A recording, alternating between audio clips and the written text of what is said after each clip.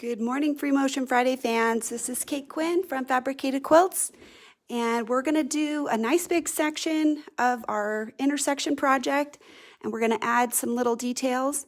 The one thing I recommend with this particular area is as we travel, I think it's going to be very important to go ahead and use your straight edge ruler to channel this. It really creates a lot of order and helps the design to look a little bit more precise, especially if our quilting is wonky. That kind of organizes it and gives people some visual ability to follow.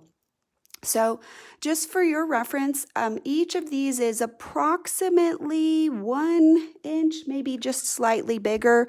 I was eyeballing them with the ruler as I marked them, but when I sew the straight lines, I'll use the ruler itself. So anyway, let's go ahead and get started. I got some fun ideas. Let me grab some paper so we can just talk about some of the ideas that we want to do. So my thought as we fill up these, there's quite a few sections. We may not fill them all, but you can go ahead and add in your own ideas. What my plan would be is in each of the channels, there's 8 of them. 1, 2, 3, 4, 5, 6, 7, 8. So I'm going to create sort of an alternating pattern where one is like not a feather, but a plant, like a stem that comes up the line. And then the other one will be a fill that kind of goes this way, linear, perpendicular. So let me grab my pencil and I'll give you just 2 examples for our first ones that we're going to talk about. So a ribbon candy would be an example of one that's going perpendicular to the channel, right? So you got your little S and you're going to fill it in like that. And kind of what you're looking for is visually in the middle, that is the transition as we make our little ribbon. Like this circle right here, this is the circle, and this other circle is kind of down there. So that's what we're looking for, like that. So when you're kind of grading this part, you got to be thinking, right, as you come in here, this is that other side. We'll be able to do it a little bit better, I think, with the flow than I can actually draw it. It has its own little rhythm. But that's kind of what you're looking for, is to transition this shape in the middle. And it's almost like a half offset. So if this is the circle on this side, this one is not aligned right over here. It's almost halfway like this. So if we did them kind of like this will help you get the visual. So you're coming over here, then this one is over here, and this one comes back, and then this one is the circle here, like that. That's kind of how you can think about it if you want to kind of practice that. You can even draw out some circles like that and then trace over them, and that'll help you get the path. So then once we sew that section, we'll come back on the line and we'll do the echo, and we'll come back to wherever our outer position is, right? And then the next one that we're going to do is going to be more of a stem, and it will go up the channel. So what my plan would be is you can just mark sort of a vague curve. We're not going to sew on the spine when we come up. We can go on either side, but we're going to do something simple. It's going to be a curl, and you're going to come back and put a little horn on it. And we're not trying to necessarily connect it to the spine. We can actually just put the spine in the middle, and whether they touch or not, we don't care. So then the next one is curl, horn, and you're just suggestively touching the spine each time. And this space is now bigger, so maybe we'll make our curl a little bigger and our horn, and then a curl and the horn. And we're just going to fill up this with that same design. And as we get to a narrower space, we'll just make a little smaller horn, a smaller curl. And this can grade it in and fill in the space on that side. And then let's do one more. We'll do the curl, and we'll come back to the spine, and then we'll just suggestively put this in. It doesn't have to touch. If we're not good at making this connect, then we don't need to make it connect. So we don't have to worry about that. That's just one less thing for us to be concerned with. Then when we come down to the bottom, we'll use the same guide, whatever the space will allow, and horn, and don't worry about touching, okay? So just curl, horn, and you're just gonna keep on going. It looks better than I can draw. I can sew better than I can draw, thankfully. Curl, horn, and back, and then try to just keep a nice outlook right there. So let's make this one a little bit bigger because he's got to fill the space, and then a little horn, and he's getting smaller. And then when we get to the top, if the space is closing, we can do either a horn back into the spine, you know, if you want to, or you can just put that curl in there, and when you come back, you can just connect it. It's up to you. So let's go ahead and we'll work those two. Right on this edge right here, this is an important thing to think about, because if we put sort of a center mark right there, we have different sizes, right? We have to make our ribbon kind of fill in a little bit. So we'll make this one kind of fill up the bottom, and we'll kind of make a little shorty in there. And then this one, we'll make him fill up the space like that. That'll help us get sort of this little guy kind of connected in there. Maybe make this a little bit wider right there. Okay, and that way we have a little gap here, but we kind of start going. He's just going to fill in that little short space. Okay, let's see what we're doing.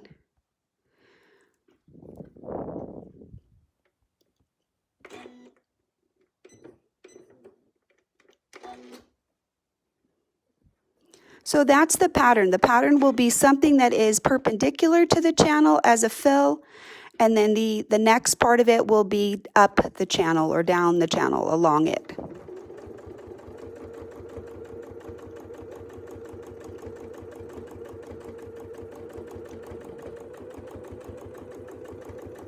So making sure that I know where my stop point is. Up on the top, that border is my stop point.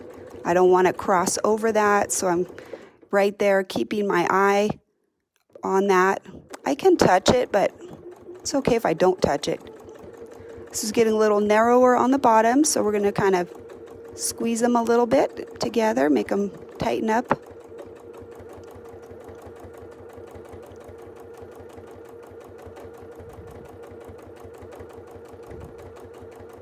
I think that's the hardest part about ribbons, is when they start getting really tight. So now I'm just going to wiggle over to this point, and I'll just create my straight channel.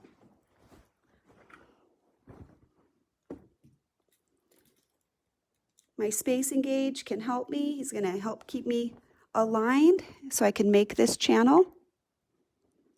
Let's see, right there.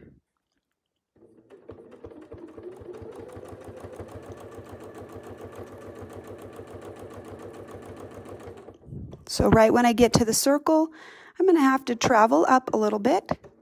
So this spacing is about 1/4 of an inch, but I'm actually going to try to go right to the line that I already have made, because all the other channels are spaced that way. So I'm going to make sure that the needle essentially runs down this line. I'm not going to try to correct it because all the other ones are spaced appropriately. So on this side, we'll just use the marked line as the reference guide. Maybe get 1 stitch into it so I can actually make sure the needle's in it, and then we'll come right down the line.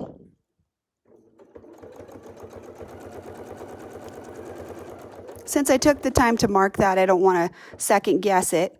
So let's put in the little faux spine right here. Let's turn this around so you can see the spine. We'll just put in a fake spine. I do like to mark spines. I feel like that helps me see where I'm going, and that way I'm not guessing. But if you can eyeball that, you don't have to. You know, it's up to you. You can make your choice. All right, let's get aligned. I'm going to find this very difficult to sew backwards, so I'm going to sew it the other way. But we're just going to kind of make this gentle. Right there, I don't want it too tight, so I kind of shifted this over a little bit because I want to be able to put a curl in there. So this needs a little space. This isn't very wide. This whole channel is not very wide, but it's still going to work out. So let's come down to the middle of the spine, give or take, and let's see how you might be able to see best. Can you guys see that okay? Is that all right? Let's scoot in just a little bit so you can see better. All right, so a little swirl, just creep up a little bit, curl over the top, and a little horn.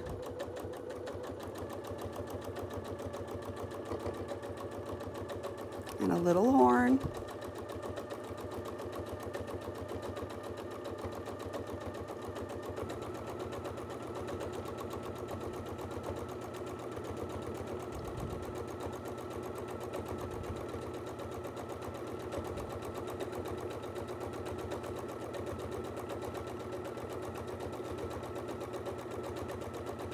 And then we'll just kind of echo that gently. Remember, we don't have to touch. It's okay if it doesn't touch. So let's do the other side. Swirl. And back in. And a little horn. And I think I'll put another little horn right there because these are kind of tight. So it'd be hard to put a swirl in there. So you can vary it up anytime that you want to fit what you need. So another little swirl right here. And now we'll do those little horns again because we have hardly any room right there to put anything in there. So what do you think? Do you like that? I kind of wish I had pushed them over a little bit more to touch on this side a little tighter because it seems like there's a little gap. So let's create our own little gap. We're just going to adjust. We'll scoot this guy over just a tiny bit so he won't be right next to the line. That'll give them a little breathing space. Right there, I think.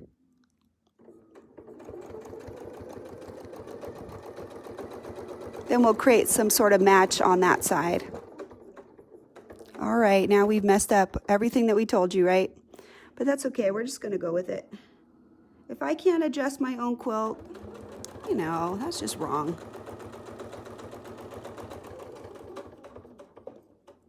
All right, so super cute. Let's do another one. The next one I wanna fill in on this one, I like the wishbone. So we'll kind of do that. When I do a wishbone, I like to put some little markings like this. And I'll show you what we're going to do with those markings. And this one is right there. When I start with the wishbone, he's got to come up and make a loop, right? So in the middle is the loop right here, in the middle of this space right there. And then this one will go on the line, like that. And then in the space, and the line, and the space, and the line, and the space, and the line. And you can use line to line. I just think that's very tight, so I don't usually do that myself. This is just kind of helping me get the rhythm and keep the spacing even. And the more that I mark, you know, if I mark it with a ruler and I make it super even, well, then it's going to be a lot more regular than if I'm just eyeballing it like I am now. Okay? But let's go ahead. Here we go.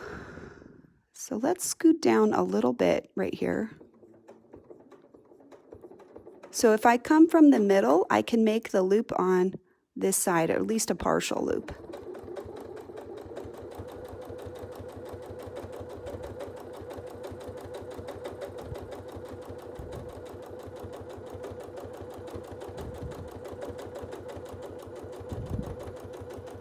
So this tells me where I have to reach for I've got to stretch so that I can start my loop in that space.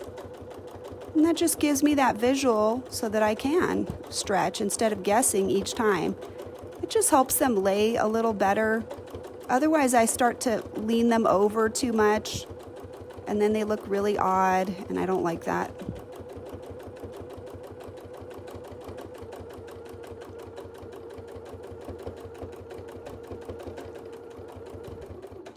All right, so let's turn it around so you can see what we got. Pretty even, not too bad.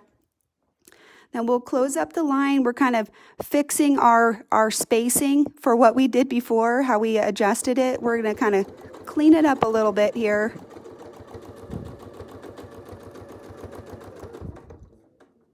And then we'll just scoot over. And now we'll go back. This is that spacing gauge time. I want to use the line that I have. So let's get that spacing gauge out. And I'll work from this side because it's a little cleaner to set it up on this side, even though that's not my most comfortable ruler hand. I don't like to control the ruler with my left. I like to control the sandwich with my left hand, but I think this will be easier to visualize. It's kind of messy on that other side. All right, so we've done 3 of our spaces. What do you think so far? Do you like it? Should we take it off and let you see the back? Or should we just keep going until we're done? Let's go ahead and put in something else right now that'll fill in this space that is kind of in this feathery kind of a look. So we're going to use that same type of a thing, but let's change the visual a little bit. We did something that is kind of like swirly and spike. So let's just do something a little bit different. We'll put our channel in with our space and we'll make a little curve. And let's just make maybe some little leaf kind of a shape. So on the bottom, if the leaf, he's going to be curving out here on the bottom and then in and out a little bit. So there's a slight S curve right here. So he's going to go dip and back up. And then here, you're going to push along this and then round it out like that. That gives you a little tip on your leaf like that. So we're wide and then a little S curve to the top and a reverse S curve and round. You can shoot this down and you can put a vein in if you want to, but I like to come back up a little bit here and then this is the other side. So if this is this side, we want the same thing. We need this round bottom. So come up round and push up and then a little here and round again. And then you can vein it if you want to, and then come back up a little ways here, and then this is the start of the next one. So round and push up, and then vein if you want to, and then push up a little bit. That's how you're traveling. This push up right here is how we're moving up to the next one. So we don't even really need, I think, a spine. We're just going to use the space a little bit. We'll kind of come to the middle. A little estimating. I think you'll probably be able to see this better if we turn it this way. All right. So we can start on either side. Remember that when we start the first one, we have to go round like this and push up. Maybe I'm over a little too far. Okay, so we'll go round. And then come up a little bit. This way we can start the next one. So the next one is round. Oh, he's not as good. Let's pull my quilt sandwich up because he's tugging a little bit. So round and push up. And now we'll go round and push up. So by coming up, I'm creating a little bit more space for me to put that next one in.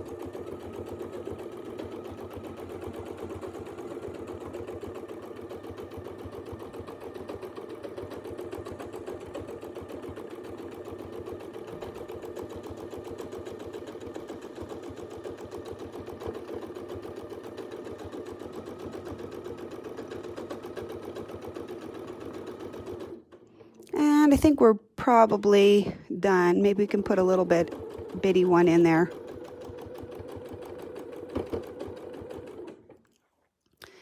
And let's turn it before we cut, in case we want to put something else in there, like if we have some little gaps and we want to put some veining, well, we can do that too. We'll just come back down, we'll put a little vein in there.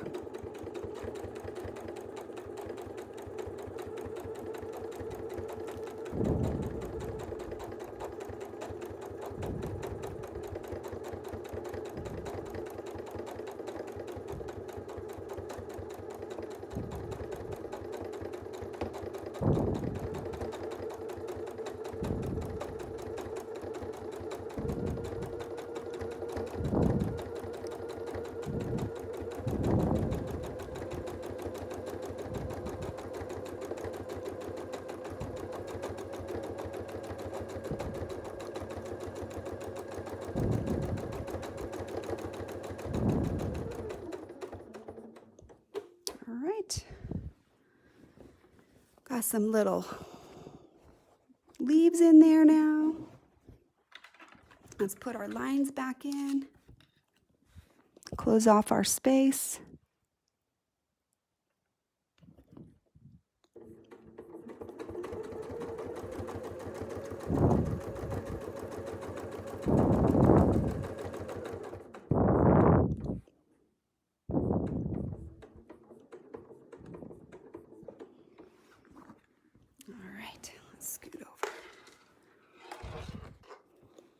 All right, put our little echo in. Remember, we want to use the lines that we have because that's going to help keep us organized.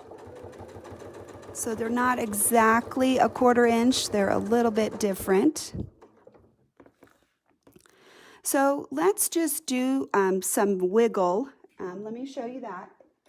And the one thing that we have to do with the wiggle is we have to be able to move forward. So if this is the space, we're going to just create an S like this, and we're going to echo it back so it's narrow right here, but here we've got to bring it up a little bit, right? So then here we're going to echo, and we're going to bring this one up a little bit.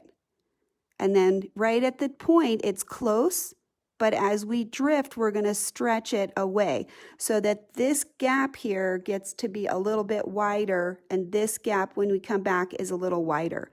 So right here, we'll kind of trace back close, and then we're going to push up and trace back and push up.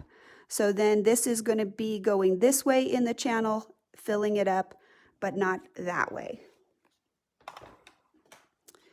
All right, let's see what we got. Let's get right to the corner. Let's see what's best for you guys. Maybe this way, I think. All right, let's put all these tools down. And sometimes it's helpful if we can kind of start. And this design is kind of reminiscent of one of the other designs that we have. So it's nice because it's going to create that unity piece. So here, kind of close, and then push up, and then travel back and push up. So it's going to look like that to fill that space. If I do it well, we'll see. All right, so a little bit of this curve right here.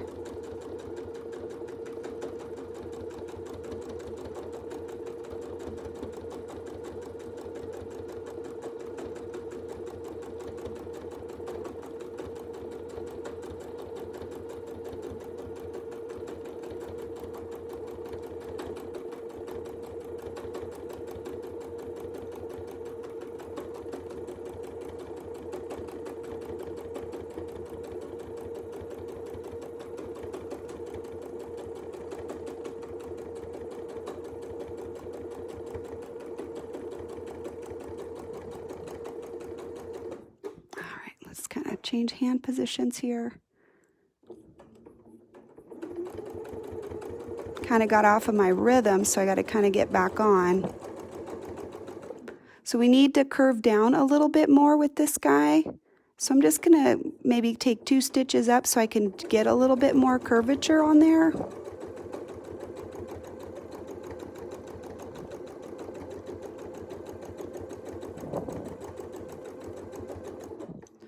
All right, and we'll scoot over to our line right there so that we can make that channel down.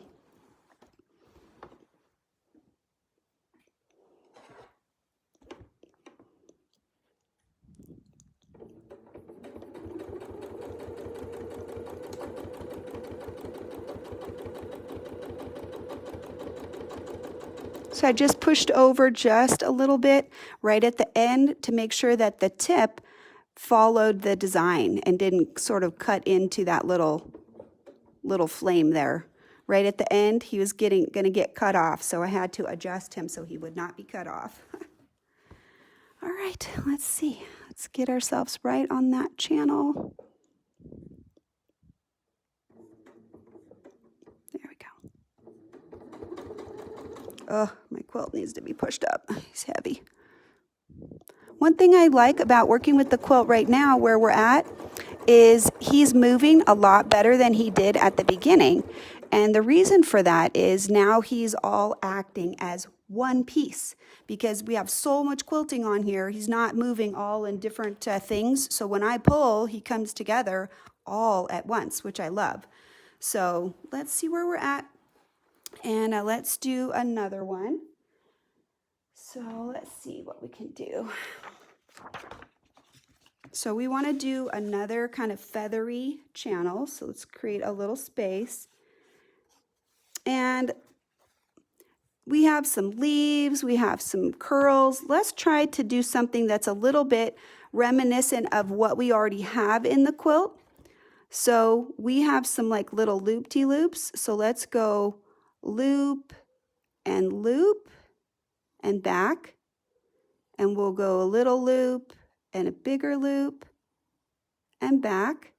And we'll try to fit that in, okay? And one thing we might do is he might not have enough space to kind of mirror him on both sides because it's kind of tight. So what we can try to do is let's make a little bit more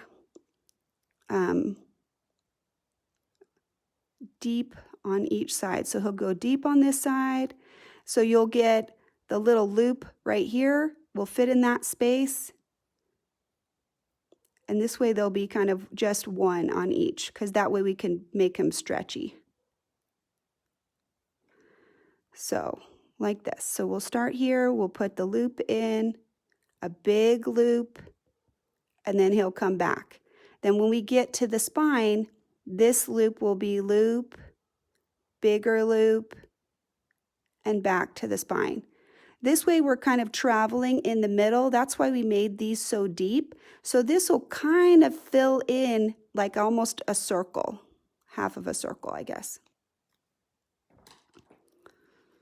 And let's put our outer boundary in too. Let's come up here. We'll do this outer boundary.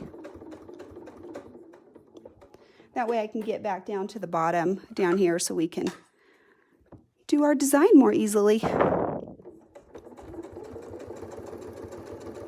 I know that one's going to be maybe harder to see now that I wrote all over it, but I think it'll still look good. And we'll turn it over. As long as you can see the path, that's what's really important. So let's come over here and we'll come right into our little curve. Now a bigger one on top of it, and then hook back to the spine, and then we'll go the opposite way, and then a bigger one, and then a hook, and back into the spine, and then a loop, and then a bigger loop, and then hook, and back into the spine, and then the loop, and a bigger loop, and a hook, and back in, and then a loop, and a bigger loop, and then back into the spine. And then if we want to, we can put the spine in.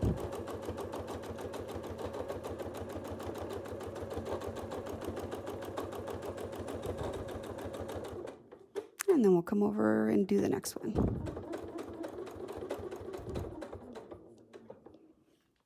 All right, let's see where we're at.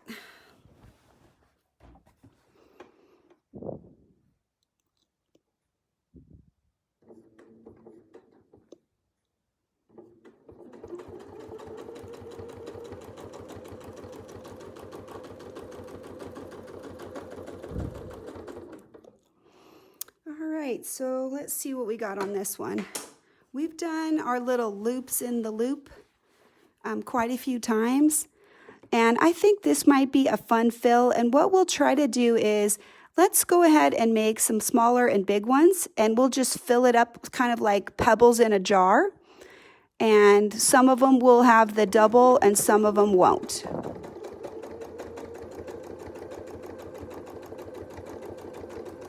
So double up, and then we'll do the next one. And let's not try to make a match either. So come down here, and we'll just do another one. So this one, we'll make it without it. And this one we'll put the loop in, and we're actually going to travel up here a little bit. And let's put a little one in here because we got to fill him in. And then here we'll do a big one.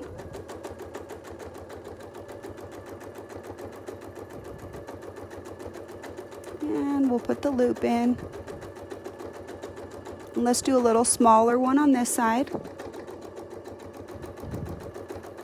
And then we'll put a little pebble in here to fill that in with nothing.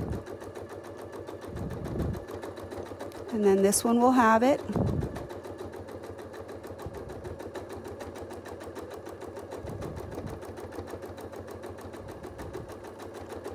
And we'll connect it over here. And this way we are not worrying about it if it's super straight, you know, because some are big and some are small. We can even put kind of a bigger one in this right now. And we'll put the connector loop on this side. And we'll put two small ones. And then a bigger one.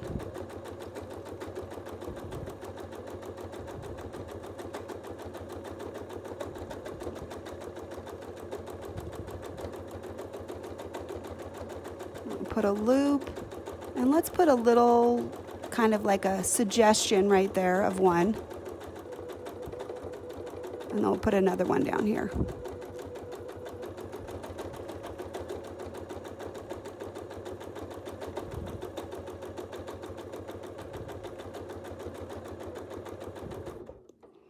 All right, let's see what we get.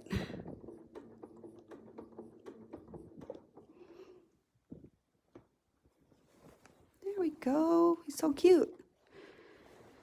That way we have some filled, some empty. We do need to scoot our line over. I went a little awry. So I'm going to make that adjustment right here to get him close to the straight line, but not necessarily, you know, this one's a little bit further. So we might have to make some adjustments to make him look pretty.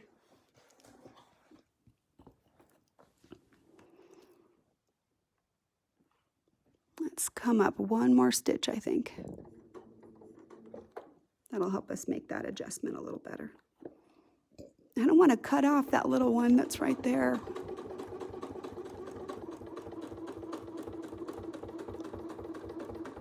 There we go. So when that happens, we were better able to control this line right here because we had this already stitched and we didn't have that one. So a tip might be to go ahead and make sure you're sewing in both sides. And if not, if there's gaps, unwanted gaps, which I think it's fine because we have gaps on both sides, but you could fill in any gap if you wanted to. You don't have to leave that there. You can always just come back in and put a little extra stitching. If this little space was too big, you could just fill that in if you wanted to, which I don't care. I don't want to, so I'm not going to. So let's get this one. We have to scoot him over just a little bit because the other one is a little tighter.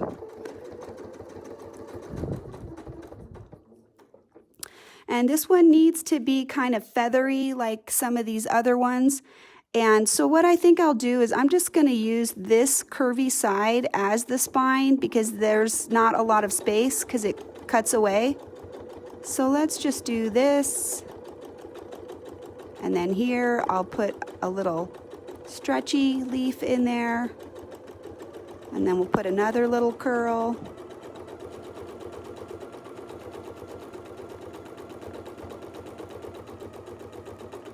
And then we'll be done.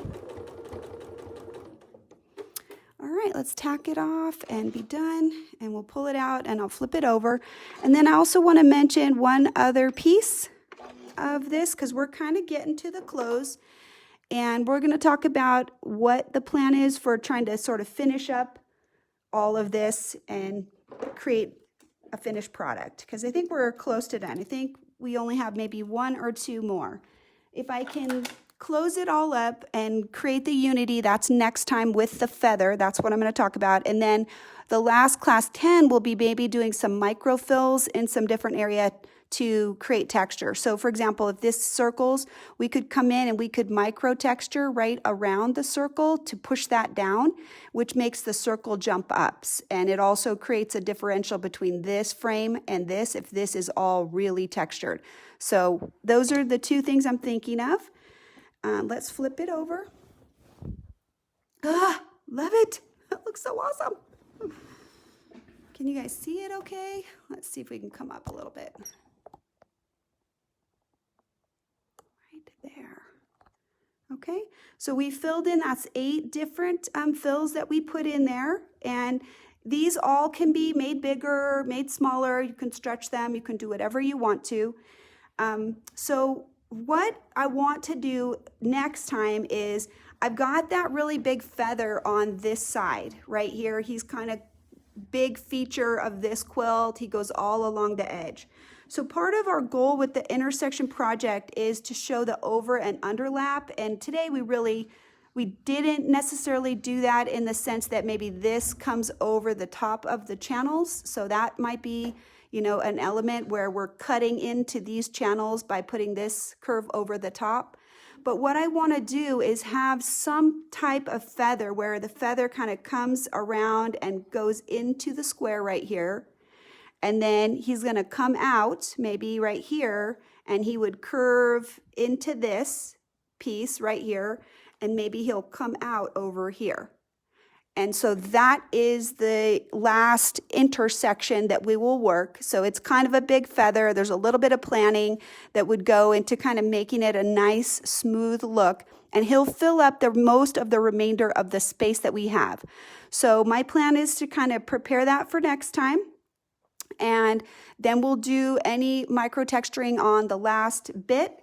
And for example, we were going to go ahead and this was feather and I was going to section this off and put the matching feather on this side so that this kind of gets like a little bracket right here.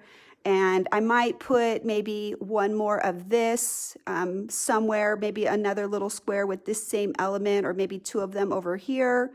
Something that will bring an element that we already have and bring it a little distance away so that your eye is searching for wherever those other elements are again.